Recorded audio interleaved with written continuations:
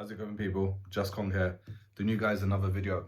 So the recent update is I've basically done two videos, one literally just now, and honestly I've got this video, and the problem is I'm using something called loopback, and loopback is messing up with my microphone.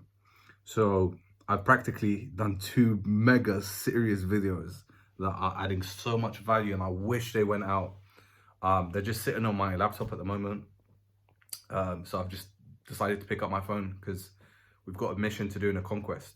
So in terms of the Andrew Tate update, there's practically no major update. The only difference is Tate have started, well, they just continuously monitor all of their calls, all of their information passed on to their lawyers. Every single stakeholder involved in the case is being monitored in the case. So practically all the human rights literally went down the bathroom. And that is the, update with the Andrew Tate case. And for those of you guys that are new, I practically do these videos, simply because I truly believe that human rights, in this case with Andrew, is being obliterated. There is no value of human rights here. Romania is supposed to be part of an EU country. And what we're seeing right now is the amplification of corruption, because as you guys know, I've done a video on Tate and I've highlighted as well how they are actually very, very corrupt. On this notion, I also want to highlight something as well. The most important thing that we're learning from this case, we're in a very transitional time in society. That's how you want to see it. The reality of the situation is, if Andrew goes down for what he's doing, it means that me and you are next. Because if you say something, or if you say something that is controversial, people disagree, so what? That's part of society. People have ideas and viewpoints, so what? Fine. The moment somebody says something and they go into prison and literally being at risk of being locked up, even with health conditions, that's where things get a bit tricky for you and me. Because we might not all agree with what he said, fine. But I might not agree with you, and you might not agree with me. But does that justify you and me being in prison? Don't think so. And that's why I'm doing these videos. So for those of you guys that are new, hit the subscribe button, like, and put your comments below. Why do I do these videos? I place value. People that understand the concept of value, or people understanding the concept that somebody comes on and rather than, gives you something just to laugh about, foolishness, I come in and I highlight important aspects of masculinity, important aspects to help you level up in your life, important aspects to grow and conquer the jungle. And that is what life is. Life is practically a jungle. You have every walk available on this earth, and you got to be aware of your surroundings.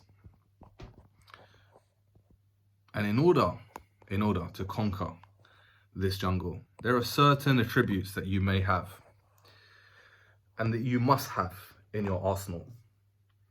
I was talking on these videos, and by the way, I'm doing this on my phone. Maybe the quality is slightly a bit better. Anyway, I was talking in these last two videos for about 10 minutes each. And I'm going to summarize it in a very neat way and keep it concise. The most underrated focus that most people focus on too much of their emotions. Emotions, you have to observe them. You cannot make decisions based on emotions. Emotions are anchors. They are designed to give you feelers, or they are pinning something, highlighting something to you. But as men, you have to make decisions using logic. Sometimes we have to make decisions that are not necessarily easy. It's part of life. This is the walk of it. I do not want to hear people saying, oh, it's hard, or I don't feel like that. It's designed to be hard.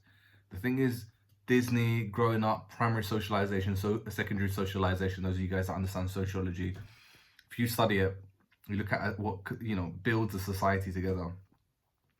And the institute, as well as the stakeholders in bringing you up, at some point you were giving a pill.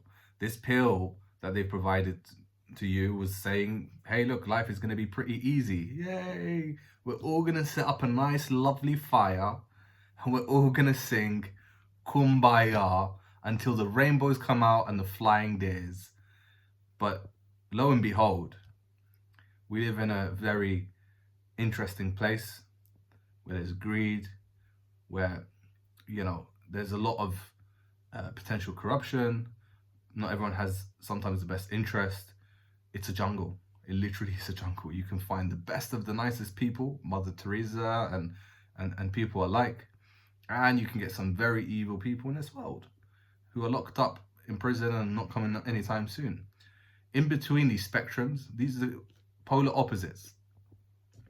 And it's naive to think that it doesn't exist, because it does. And that is what I'm highlighting to you guys. You need to step out of the emotional side of how you feel every single day when you wake up and start leading by using your logic, okay? Don't sit there and think about taking action. I'll give you guys a quick example. I had a conversation a couple of hours ago. I had somebody come up, had a conversation with them, and they said, hey, you know what? I need to lose weight. Very typical, very typical. I need to lose weight. Okay, great. My response was, just do it. Just do it. And they looked very confused, very baffled. And then they further asked me, but why and how? Why? I can't answer that for you. If you're okay with being overweight and looking like a slug, and so be it. If you want to make change and you want to make and improve and become the best version of yourself, that's down to you. Nobody's going to plant a why in you. You got to figure out why you need to do it. By default, don't even really think about it. Figure it out when you're pumping weights, when you're waking up early and you're going to the gym. Oh no, you know, what is it going to take? Listen, you bring in emotions into it. It's very simple. You've got to identify two things. Number one, you got to exercise. That's a fact. You got to work. Number two, you got to hold off your emotions and desire to eat junk food. Your diet needs to improve. There is a simple formula that a lot of people overcomplicate.